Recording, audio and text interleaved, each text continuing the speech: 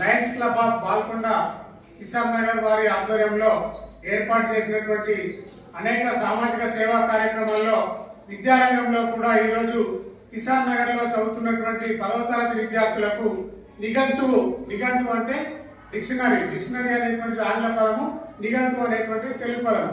Telugu English Telugu రెండు భాషల్లో మనకు ఏ పదానికి అర్థం కావాలన్నా కూడా తెలియజేసేటువంటి శ్రీ రాఘవేంద్ర శంకర్ నారాయణ డిక్షనరీ అనేటువంటిది చాలా ప్రసిద్ధిగాంచినటువంటిది. అనేకమైనటువంటి డిక్షనరీలు మార్కెట్ లో ఉన్నా కూడా ఇది చాలా సుప్రసిద్ధమైనటువంటిది. ఇందులో ఒక్కొక్క పదానికి 3 నుంచి 5 వరకు అర్థాలు తెలియజేసేటువంటి సవివరంగా ఉన్నటువంటి డిక్షనరీ. మరి ఇట్లాంటి డిక్షనరీని పిల్లలకు పాఠ్య పుస్తకాలు ఇస్తారు, కాపీలు, పెన్నులు పాఠశాల